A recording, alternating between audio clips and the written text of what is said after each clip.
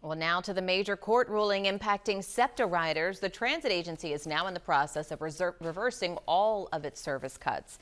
Action News reporter Corey Davis has been covering every angle of the commuter crisis. He's joining us live at the Wissahickon Transit Center in Manioc with the latest. Hey, Corey.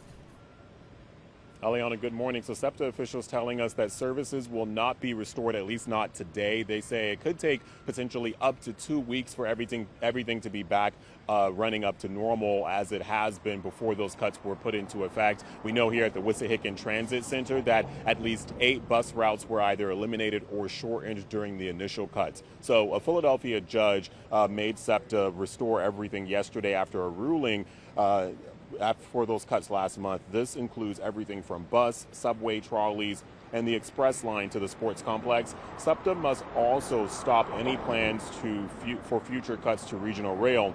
SEPTA officials say they are now readjusting the schedules of thousands of employees, and they also explained why other changes might take a couple of weeks. We have to make sure that our data systems for our signal systems, dispatch systems, those things are up and running. So that's a process that we usually take about 10 days to 2 weeks on.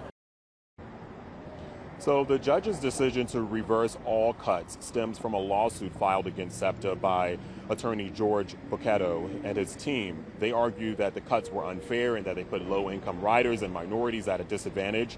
The judge says she will only allow SEPTA to move forward with the increase to ride, which was 21.5% when it came to the cost going up.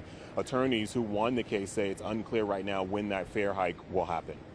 We were less concerned about the fare increases as we were about reinstating all the services, because that's what people need. The impact on the entire Delaware Valley area was just enormous. 500,000 riders were affected.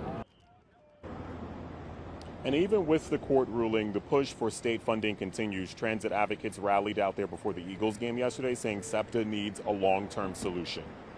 But we need to make sure we address SEPTA's fiscal situation. It is why we're in this situation in the first place, that the state needs to fund public transit.